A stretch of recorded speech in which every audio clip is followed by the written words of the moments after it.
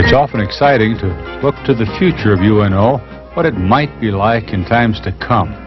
Sometimes, though, it's important to stop and take a good look at the past of the university, the people and the happenings that help make the excitement of future history possible.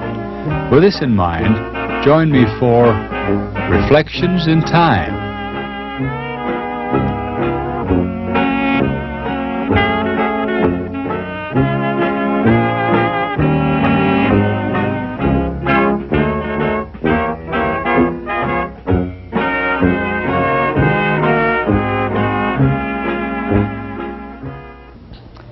Well, it's the summer of 1985. We're in the process of recording another of what we call here at UNO Reflections in Time. And today we're going to reflect on the life and times of two things. One, a person, Dr. John Kerrigan, who in the summer of 1985 is leaving the university and going to the University of Houston. But also we wanted to visit with John about the history of the relatively new college which he heads, the College of Public Affairs and Community Service. John, I'm happy that we could sit down and chat for a bit before you leave the city, you and your good wife and your family, and talk about yourself, your background, and this college which you've headed now for a number of years. First of all, I know you come from somewhere in Wisconsin, or in that general area. We've been banding that about for years, coming from so-called competing colleges. Where did life start for you, John? Well, Paul, first of all, I am very pleased to have this opportunity to share the dialogue and capture part of the history of what we call CPACs. But my personal life began at La Crosse, Wisconsin. Beautiful area of the world. Nice scenery for about 3 or 4 months of the year, as you know so well. There's probably not a prettier place on the old Mississippi River, the old hills and valleys around there. Great country. From there, of course, I did my grade school and high school and went on to place we've discussed from time to time, Loras College. Is that a fully accredited school?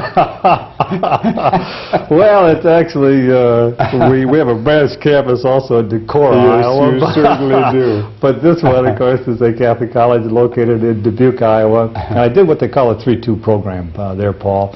I wanted a liberal arts background, but also at that time, everyone had to be an engineer. So I took a what they call a pre-engineering. It took 3 years at Loras College, and then 2 years at the State University of Iowa. Did my degree in civil engineering. What was the time frame? What years were this? I began in 1953 at Loras and completed my work there in '56, and began in fall of '56 at the State University of Iowa in civil engineering program. And you had every intention then of being a civil engineer? Oh, not only did I intend, I actually was. Oh, did you? Sometime I would even be proud to show you a bridge I built at Iowa City. I paid more. I want to know if it's still up. It's still up. In fact, I visited it about 4 months ago. Have to check it every so often. That's right. So I did 2 bachelor's degrees, and I think it was because of the pressure at the time that everyone should be in some kind of a hard science, and we had the Sputnik era at that time. Yeah, you were in the Sputnik era. In the Sputnik era. And so at that time then, and I did enjoy the engineering phase of it, and in my entire career, it definitely has been of an advantage to me. But it was I think it also says something, I suppose, of my background. It says something maybe of the college as well, in that I had a liberal arts Bachelor of Arts from Loras College and a Bachelor of Science in Civil Engineering from Iowa, and both of the degrees I picked up in 1958. You were a busy young man. Well, yes, at that time it was best to keep me out of trouble, as you know. Now, in the 50s, you left college, then what happened? Well, then I did a very short tour of duty for the great employer in our great country called the United States, Uncle Sam. Oh, it sounds like the Korean War period. No, not really. That was before me. I did 6 months only, and I did a 6 month, I was what they call a 6 month wonder. And then came back and did my master's degree. Well, you still had intentions of going to school then? Oh, yes, I came back and did a master's degree at the State University of Iowa, and did my master's in public administration, political science, with emphasis in local government, city Now management. you sort of moved away from the engineering bent, huh? Well, yes and no. I decided I did not want to be a straight civil engineer, and in talking with the professors, we decided that at that time it would be very beneficial to follow possibly a management career that I always enjoyed, management administration, and followed that by deciding I would possibly become a city manager. And while I was doing my master's work at Iowa, in Iowa City, I worked half-time in the city of Iowa City in their engineering department. And then I worked for them a year after in engineering and paved more streets and sidewalks and put in more gutters and water lines than I probably want to admit. You paved Iowa City. In fact, at that time, it's probably not too inaccurate to say that there was an era in there of about 3 years that I worked. We probably went from a city of Iowa City where they had maybe 30 or 40% of the streets were hard paved with concrete. We probably took it up to about a 70% level. Oh, that's a great change. And that was a tremendous change. Well, now you'd been to service, you'd gone through college, you'd come back and had a master's. You haven't lived alone all your life. When did you find your good wife and start this nice family that you have? Well, of course, when you go to graduate school, you need money. And so, of course, I got married just before or after I did the 2 bachelor's degree. Find a wife to support Find a wife to support you to do your master's degree. And so we got married in 1958. And then I did the service. Did you meet Pat there at Iowa City? Or? No, actually, we grew up in La Crosse, Wisconsin. Oh, she's a hometown together. girl. Well, she's a hometown girl. However, as you would appreciate in the era of growing up, she was a full year behind me, and so rare would I ever condescend to talk to a lower class person. I should until I became wiser. So it was only my 3rd year in college that we actually started to become acquainted in a date exchange manner. And then you married just before you started this master's program. Yes, that's correct. And from there we moved to Rock Island, Illinois, so I could become the assistant city manager of Rock Island, Illinois. Well, now you're moving into this area of interest that you wanted to. That's right, and that's also where we had in fact, our first child was born in Iowa City. The second child was born in Rock Island, Illinois. But I worked for 3 years for the city of Rock Island, Illinois, as, I had 3 positions. I was the 3 duties. I was a personnel officer for the city. We had 400 employees, a city of about 50,000. I was a purchasing agent, had a couple $1 million of purchasing that we did every year.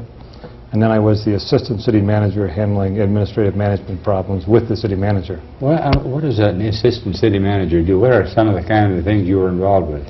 Well, primarily if there was You think of a mayor and you think of a manager. Sure. Difference. Well, what's going to happen from time to time is that you're going to have to make decisions as to the annexation. And so some studies and some ideas are going to have to be developed as to what are the pros and cons on the annexation. So a fair amount of it would be some analysis and report writing for information for the city manager and the mayor and the city council. Sounds sort of like it was a research-oriented position. That's right, it was, in addition to the other ones of purchasing and personnel. So I was kept very busy, given a nice overview of what a city is about. Well, this sounds like a nice job in a comfortable, nice-sized Midwestern city, but you didn't stay there. No, I did not. From there, I had probably, many people would say, one of the better jobs in life. I became the city manager of Aspen, Colorado. Oh, ho, ho. Wow, that sounds like a great place to settle down. Well, it was if you like skiing, and I did not ski, but I took it up about 2 weeks after I arrived in town. Held one of my first departmental staff meetings up on top of what they call Ajax Mountain in Aspen. So I thoroughly enjoyed it. And as the city manager of Aspen, Colorado, that's, again, now we're talking time 1964, 1965, 1966. Well, actually 63, 64, 65, and 66. And that was absolutely nothing but exciting. It was a real developmental boom town. Was Aspen growing but kind of small at that time and then really starting to take off? It was very small. It's a city of only about 3,000 to 3,500. But we also, at that point, we were second. Aspen was second only to the city of Denver in the amount of new building that was taking place. And that's quite a statement when you figure there's also Colorado Springs and there's many cities much larger. than Aspen, Colorado. So you took on a job that had lots of expansion involved with it. Lots of excitement. In fact, it probably was about as good a training for a deanship or a vice chancellorship or a chancellorship as there could be. Yeah. Tremendous amount of controversy. You know, people were strong disagreement no matter what you did. And I kind of enjoyed that. But you were a city that was really just moving out and up. Oh yes, Yeah. and that was exciting. Yeah, and you enjoyed that, and you stayed there how long? Stayed there about almost 3 years. Uh-huh. I kind of had a 3-year cycle in my life. Yeah. The next 3 years, then, it was a matter of going into a larger city if I wanted to, but at that point I decided, at that time, we not only have 2 children, we have twins that are born in Aspen, Colorado, so now we have the total that we do have, 4 children, 2 girls, 2 boys. Mm-hmm. And at that point, I suggested that we go to the Middle East. So for the next 3 years, we lived in Amman, Jordan, and Beirut, Lebanon. What in the world are you doing over there? From Aspen to the sand hills of wherever? Well, I had the opportunity, I felt, of a lifetime, and so took the flyer at it and joined the Ford Foundation. Oh. The Ford Foundation was there performing their role as an eleemosynary. No, that's not the right word. It was a eleemosynary, as well as primarily it's a charitable share, but it was there to develop and to provide assistance to developing countries. Oh. And What so sorts of assistance were you involved with? Well, at that point, I had the opportunity to work with the Hashemite Kingdom of Jordan and King Hussein's government, and they were trying to develop national policies as it would pertain to the local governments, or the belediyas, as they call them in Arabic. And so I worked with the cities of Nablus, Jerusalem, Bethlehem, and many of the biblical cities that we all know on budget matters, personnel matters, that we developed a uniform budget for all local government in the Kingdom of Jordan. We also developed purchasing procedures on a national scale for the local government. So it was the it was the role of trying to assist the local government and bring a direct linkage with the national government. Very comparable, Paul. Now this is in 1966 and 67, and we always think of the lesser developed countries as, quote, someone backward.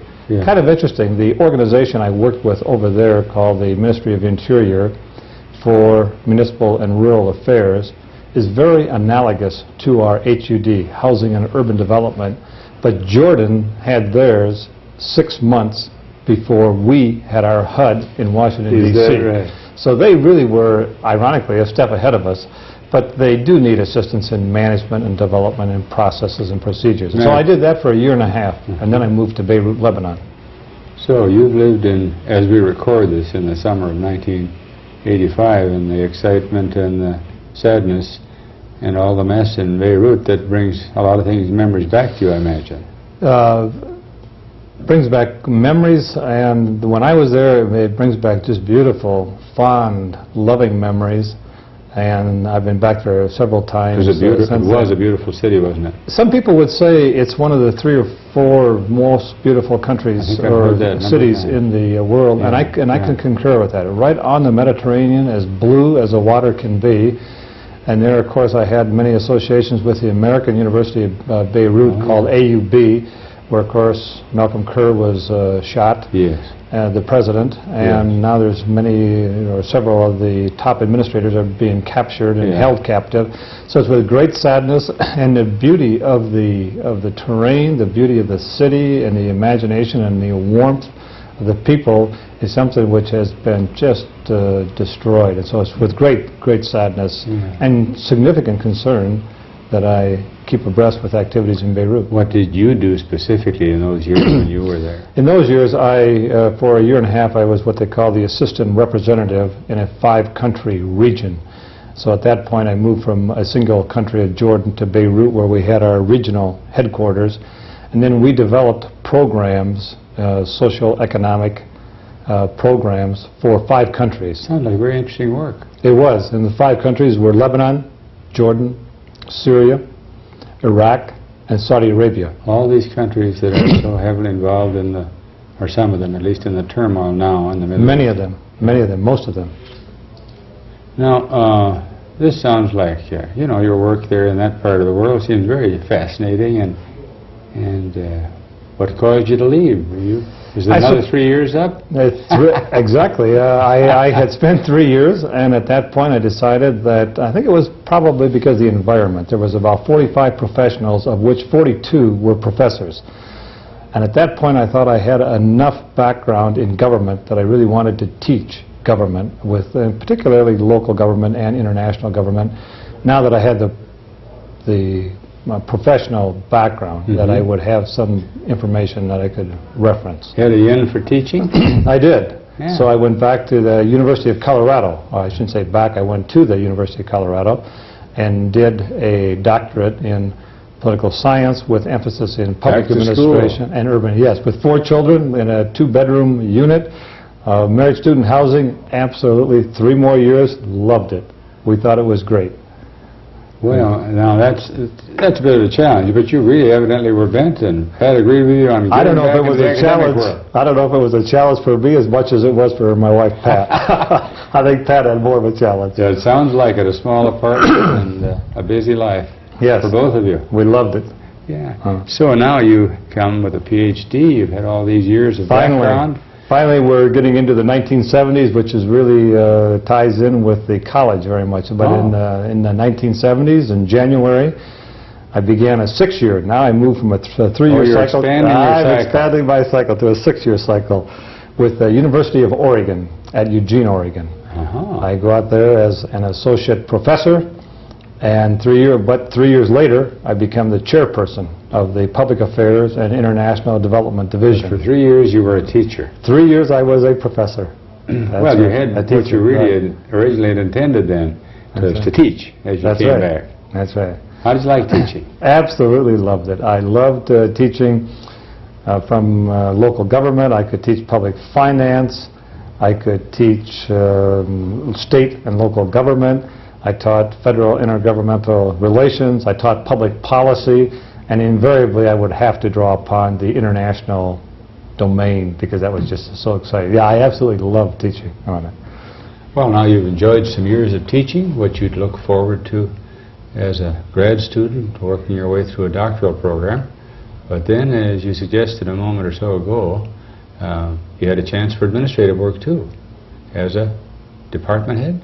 That's correct. 3 years, as you say, I forgot about that cycle, but 3 years after being a straight classroom professor. You're back on a 3-year cycle? I was back on a 3-year cycle, and I spent my last 3 years at the University of Oregon as chair of the Department of Public Affairs and International Development. And in fact, there was a college that was somewhat comparable to this. The name of the college back there, actually, I'm sorry, it was a school. Is a school of School of Community Service and Public Affairs. It was just the kind of the opposite. It was worded a little differently. That's right. Yeah, so you were getting prepared without knowing it for the Middle West, where you'd grown up. That is correct. And now are we about to come to UNO? Now we're about ready in August of 1976, almost 9 years ago to the date. I wonder, what was your first contact with our school? Who found out about you and contacted you? What was your first link with this place? Well, I suppose that I'm trying to stretch the mind a little bit. I think primarily what it amounts to is that one of my friends in public administration saw the position, and he's now at the University of Virginia in Charlottesville, and he put in my name, recommended my name for consideration as the Dean of the College of Public Affairs and Community Service. I had worked with him previously at Oregon, and then he moved to the University of Virginia, and he saw this position open and submitted my name and told me that he thought it would be a good position and I ought to consider it. And evidently you did. And I did. The one interesting fact there is my wife Pat and I came out for the interview in February of that year, February of 1976.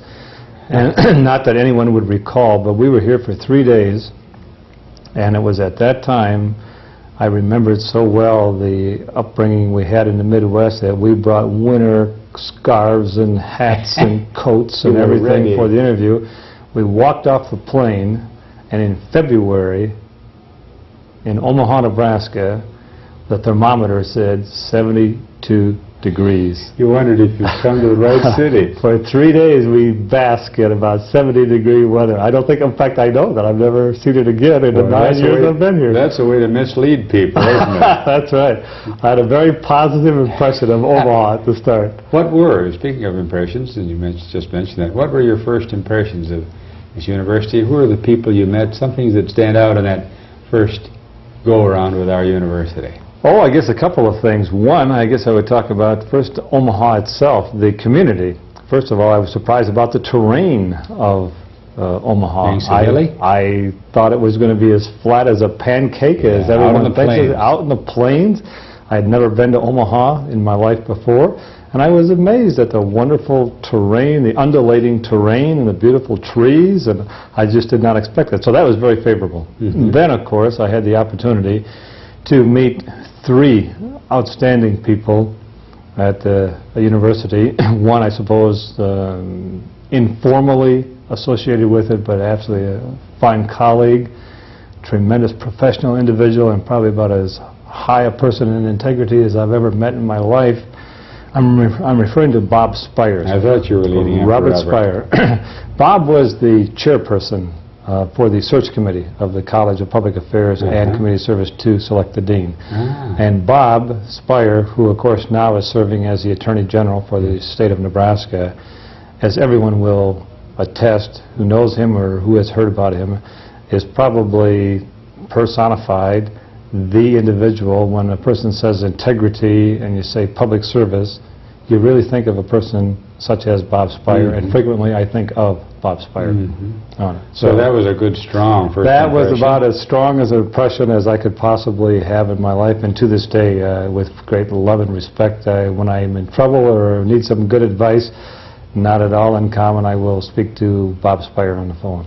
So. You mentioned a couple of other people that... Well, of course, 2 other people that were very important was the Vice Chancellor at that time. The Vice Chancellor for Academic Affairs was Herb Garfinkel. And Dr. Garfinkel had a great love and respect in his heart for a college like the Public Affairs and Community Service, which also impressed me because there are not that many similar institutions. Probably today there's only maybe 30 institutions that have a unit or a college or a school comparable to the College of Public Affairs and Community Service. Oh, is that right? However, Herb Garfinkel, coming from Michigan State University, was really the prime architect of a school out there called the James Madison School, founded with the same public affairs, public policy, public concern perspective. And so he knew so much about the goals, directions of a college of this nature that I was very much impressed with his commitment, his interest, and his knowledge that I guess I did not expect coming from someone in top administrative level. Third person was obviously the Chancellor of the university at that time, was Dr. Ronald Roskins. And anyone who has met Dr. Roskins quickly will understand when you say that you are impressed with him and his commitment, his ability to articulate goals, ideas for this campus, and his absolutely phenomenal ability to link with and to community. So those 3 persons clearly had a very significant influence, and obviously were the 3 prime reasons that I probably decided very favorably to come here. I quickly add, of course, on the search committee, there were people like Dave Scott, who understood public affairs, public administration, and just knew things about what a college of this nature should be. And with his experience serving as mayor of the city of Springfield, Missouri, he understood the practical and the political and the policy side of things, and obviously understood very well the academic side. So people like that were very impressive, or made a big impression with me. Yeah, you mentioned very positive personalities that related not only to the university and the city, but to the college, which was fairly young at that time too, wasn't it, really? The college was extremely young, because when I came here in '76, of course I was the second I became the second dean of the college. But the college really had a history which was just really starting to take shape, and the pieces were just starting to get in place, because it really had only been in existence, depending upon certain perspectives, 4, 5, or 6 years. You know, I think now that we're into doing this historical oral history piece, we ought to, in these next minutes, John, if you will, take us through the history of this college as clearly as you can. It's fairly complex, and so I'm going to have to do it by bits, one bit at a time. Fine. If you have to refer to any notes, why? Okay. Scurry around. Because it really had, I suppose, one primary thrust, and the primary thrust was the Regents Commission of the Urban University of the 70s. Yes. It's a little gold book I'm holding in my hands here. And it was a Regents Commission of some 125 persons. And it was co-chaired by such persons as Willis Strauss, had an advisor on the committee such as Dr. Hubert Locke, and they had students, they had faculty, they had community people, and there was 125 persons, and their really prime charge was how can and how ought the University of Nebraska at Omaha relate and respond to the urban milieu of this community and to the urban issues that were surfacing so strongly in 68, 69, and 70.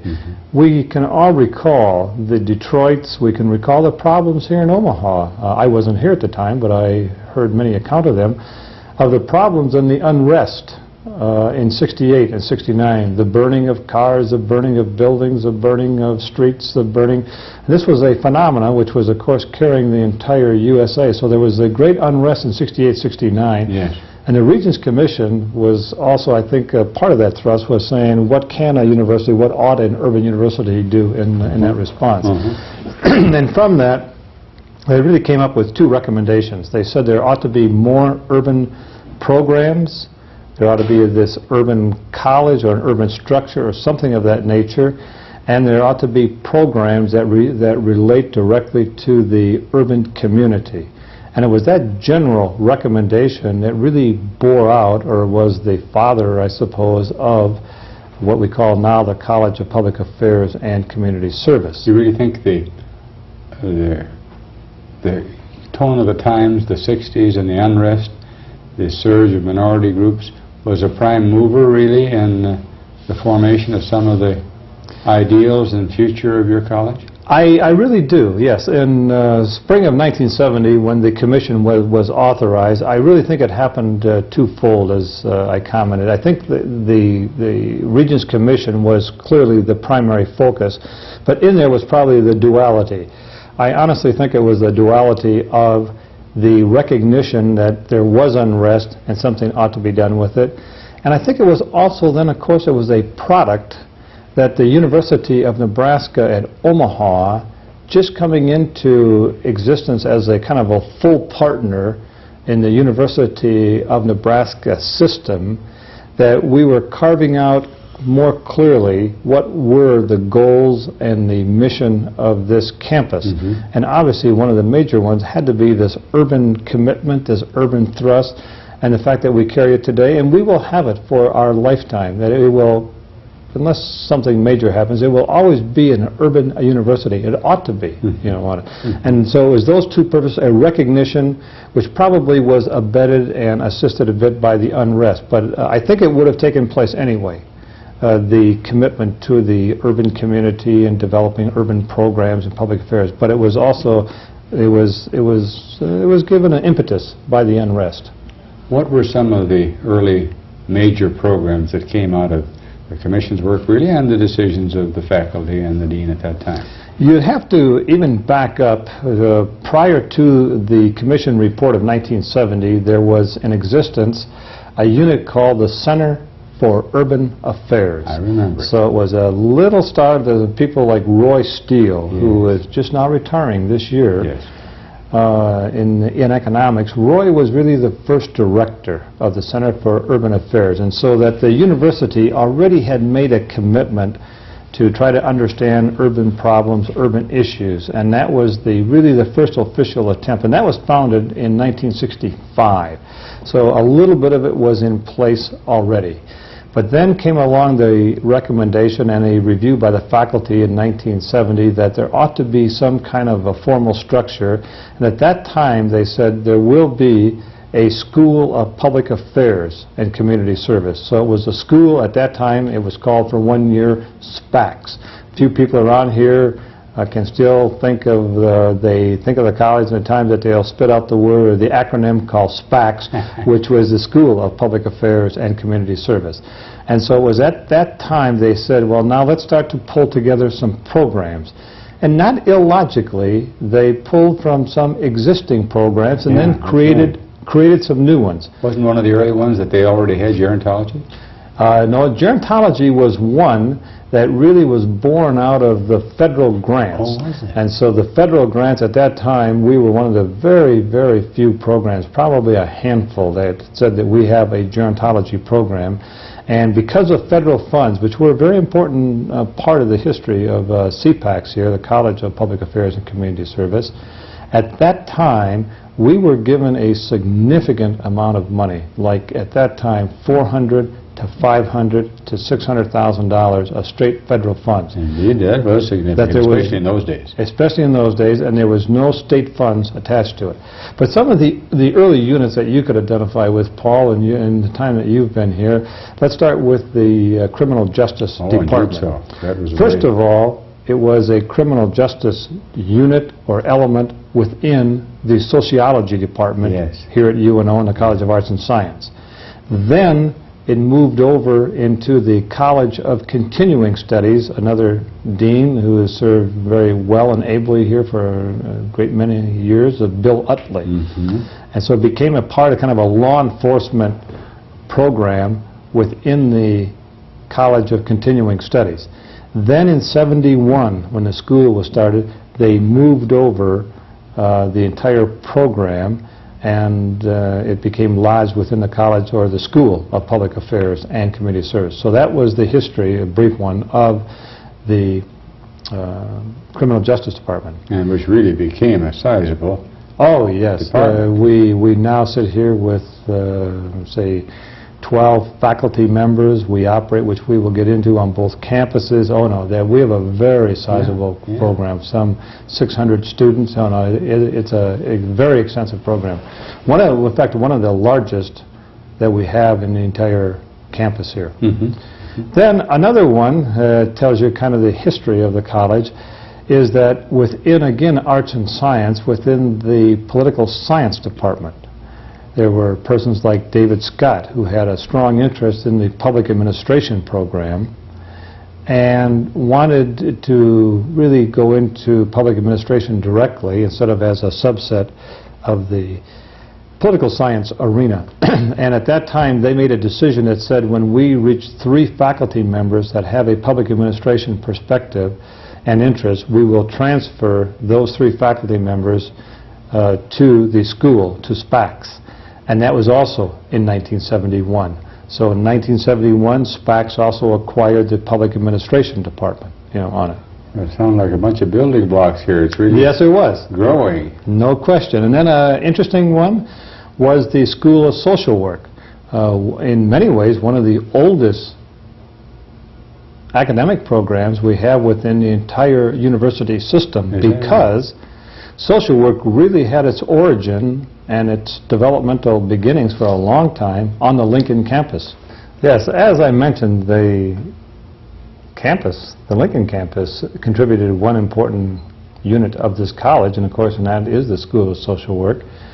The School of Social Work actually came into existence degree-wise they offered a bachelor's degree in 1924. That's going back a few years. Yes. And they were then officially accredited by the Social Work Accreditation Agency in 1927. And then they were authorized to offer a master's degree in 1937, and that master's program became accredited in 1940. And those programs actually existed on the Lincoln campus quite successfully until the fall semester, 1971. Again, it was because of the development and the carving out of the School of Public Affairs and Community Service at that time that they transferred the administration of the School of Social Work to this campus and to this school. Was it because of the school that we had, of the college we were getting, or the direction we were going, or was it because of the geographic location of a lot of social activities in a large urban area? Both reasons. There's no question that they saw there was a very logical tie and a structure to public affairs, public service, public community, and it was logical to bring that unit out of the College of Arts and Science and bring it into a professional college where it had not been previously, and also was obviously the recognition that many of the students who, upon graduation, would go to work in an urban setting, in the social work setting. Has this proved to be the case? As has proved to be the case, very, very much so.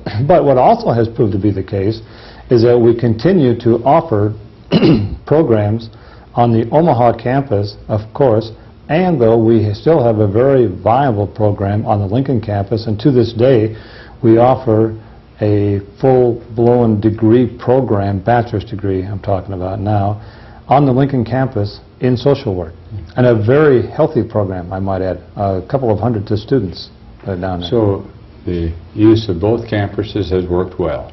Definitely, and probably leads and helps to explain, we will get into in a few moments, the statewide mission, as we call it in this college, of 4 programs on it.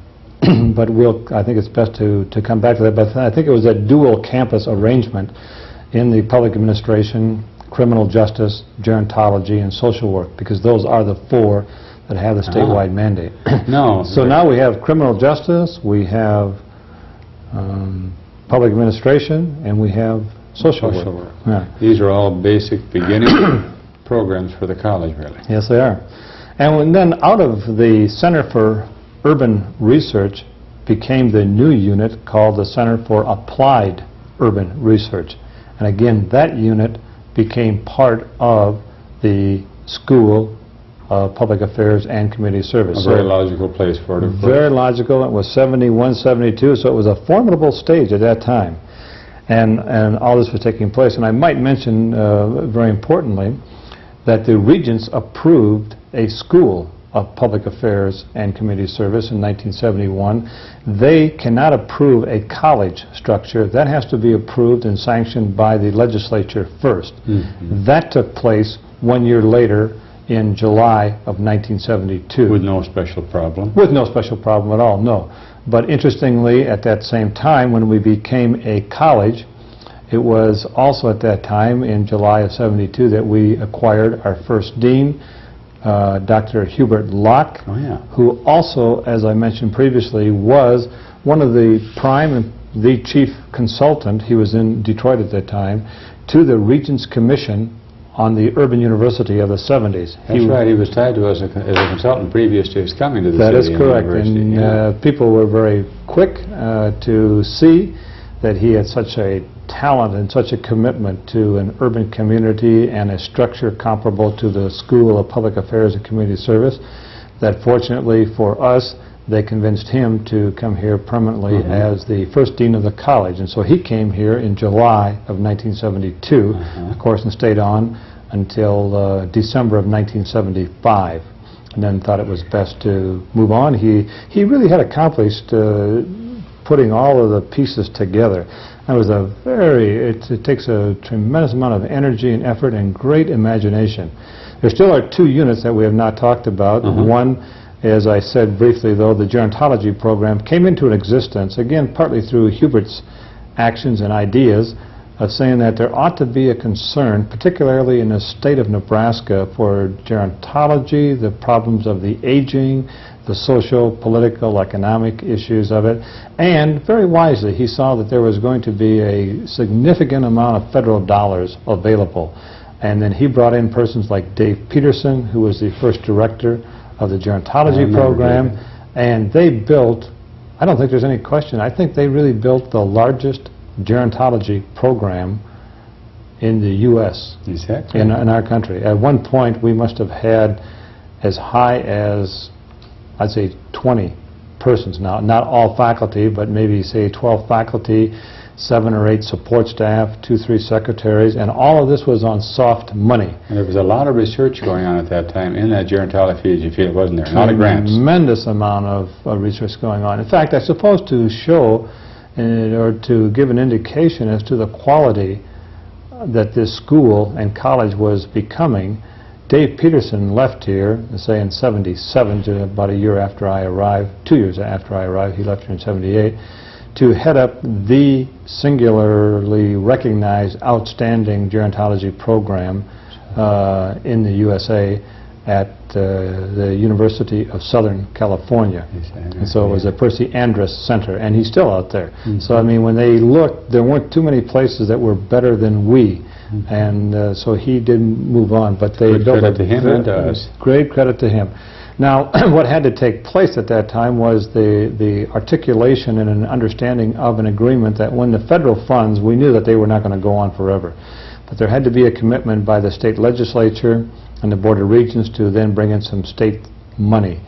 And that worked out very nicely. When we started to phase in the program, obviously we were not going to fund it at the level where we had 20 faculty or 20 staff persons, but they funded it at a very respectable and a very healthy level. Again, another building block came into place around '75, '76 when state money was committed to the gerontology program. In the first years then, the college really was supported almost completely by federal funds.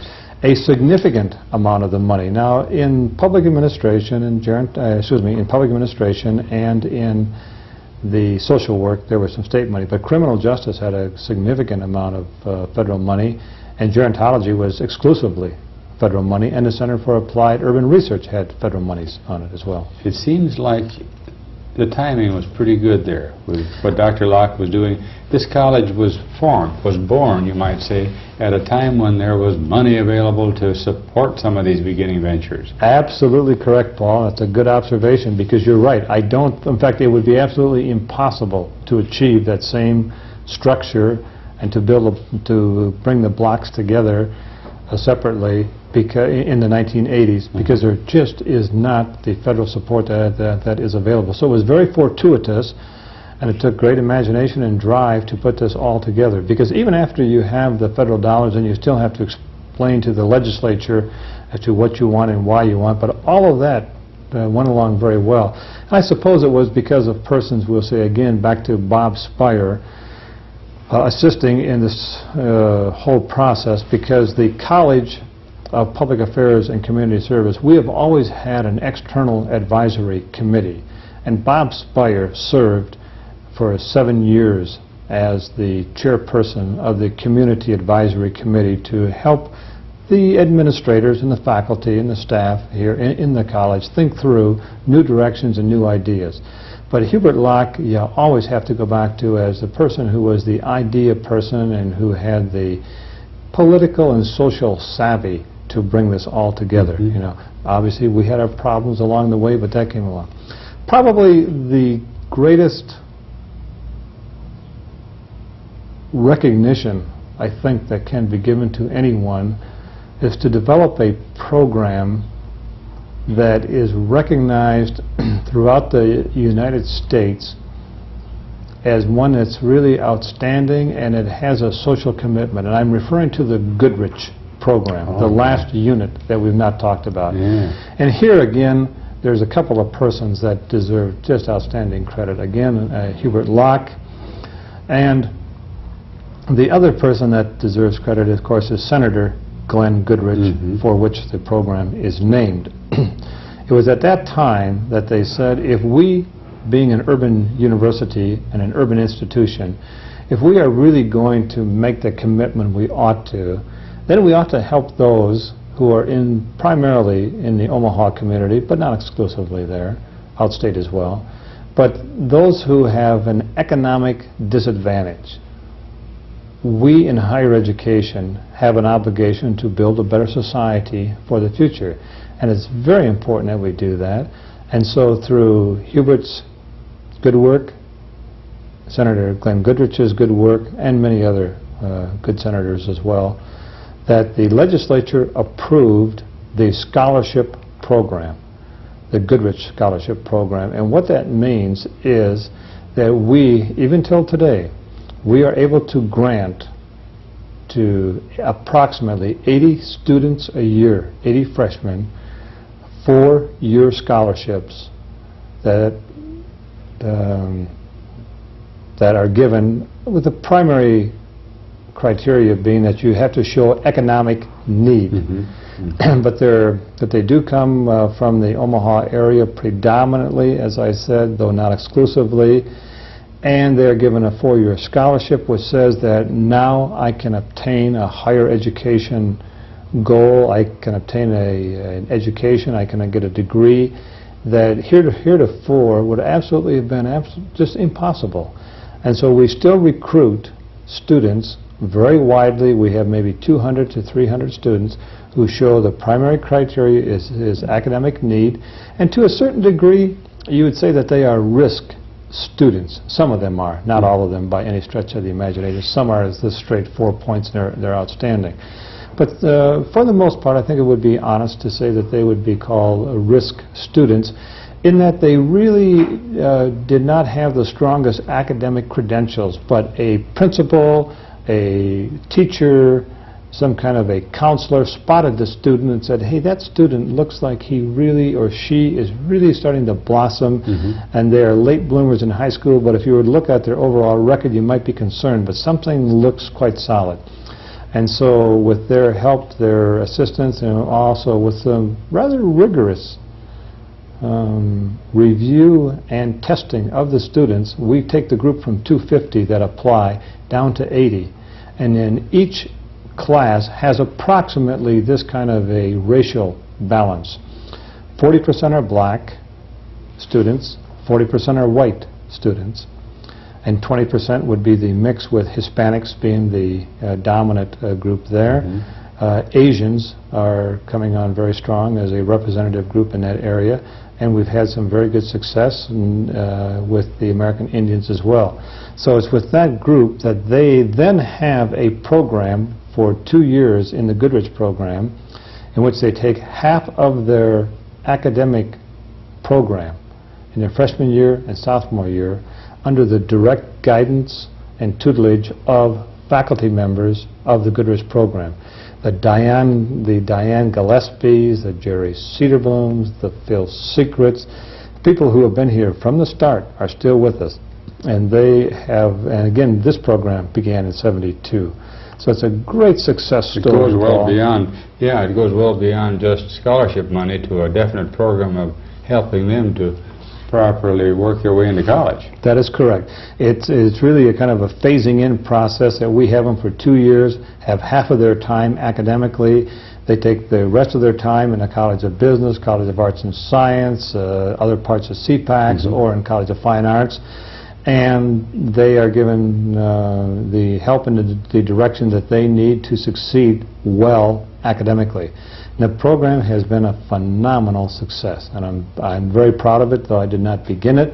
I had the honor of continuing it through some good times and some bad times, and I would say right now it's just doing very, very well. So over the years that it's been, the legislature has continued to support this venture of, you might say, faith in the future of American education. No question, and I think I definitely have to mention one very important person who began the program as a director, well, actually came on I think a year later, Wilda Stevenson, a person who has contributed so much to the College of Public Affairs and Community Service, actually contributed to just education, because she was, of course, with the Omaha Public School System before joining us here, that she has contributed so much, just retired this year.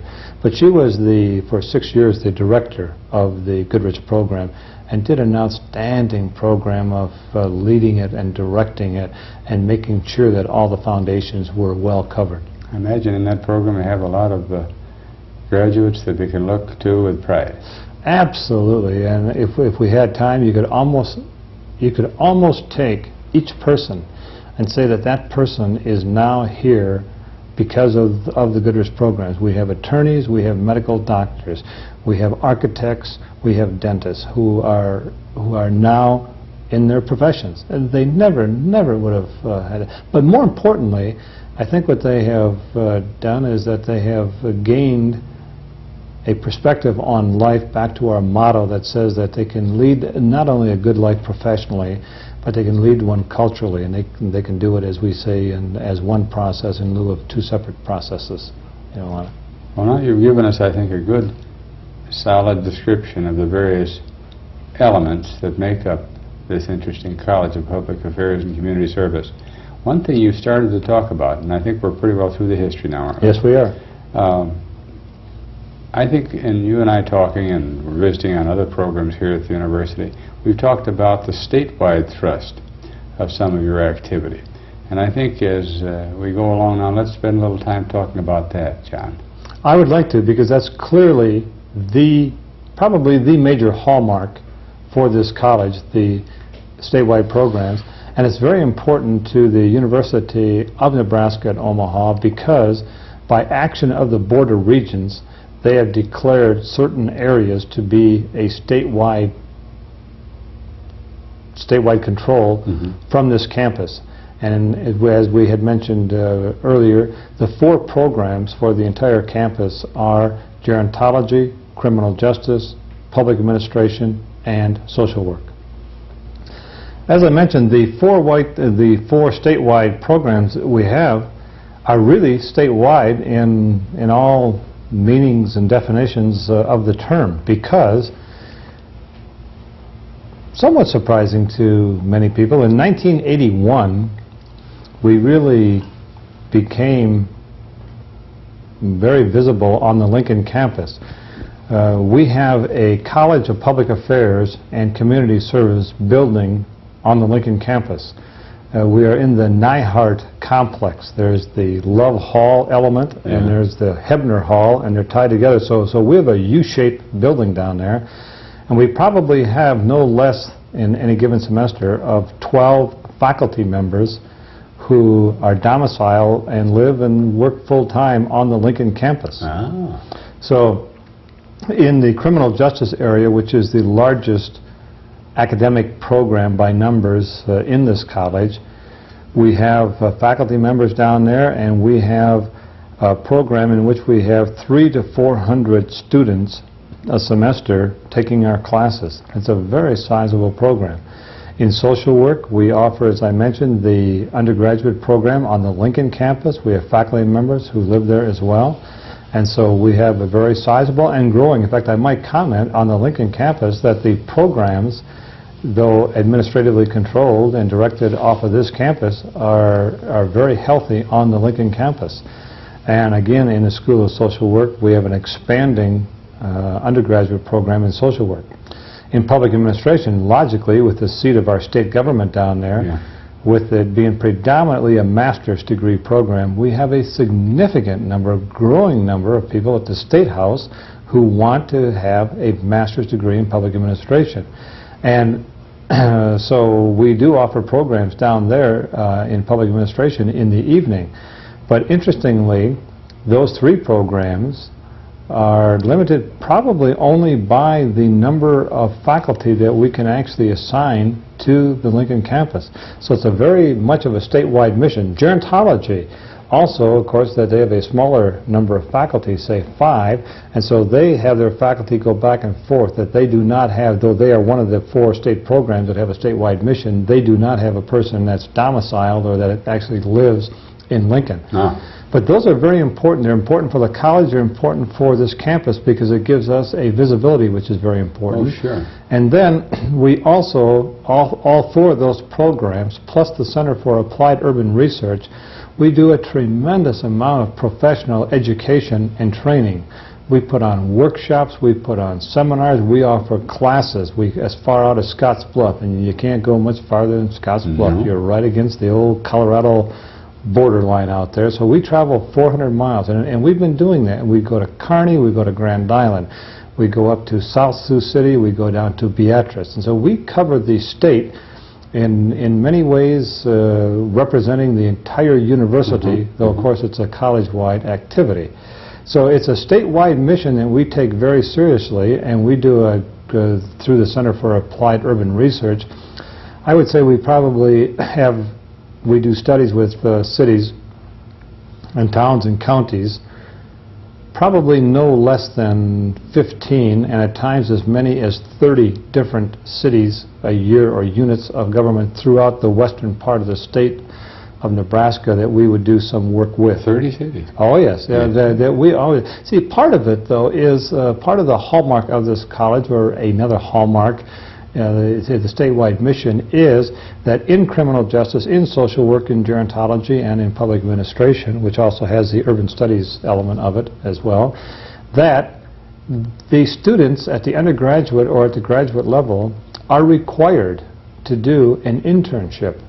And so we have students on a semester who are assigned out to Kearney, to Beatrice, who are assigned to, of course, the Bellevue area or the Omaha area, that we have them across the state, and so that the students are out there as well representing the university, the college, and I would add very quickly, 99% of the time do an absolutely superb job in showing the skills and the knowledge that they have and doing a fine representation of UNO throughout state Nebraska. That sounds like a very solid and large program too. It definitely is. Now, have we covered the waterfront pretty well here? We have, with one other element I want to back up on, and I kind of have overlooked, and I should not.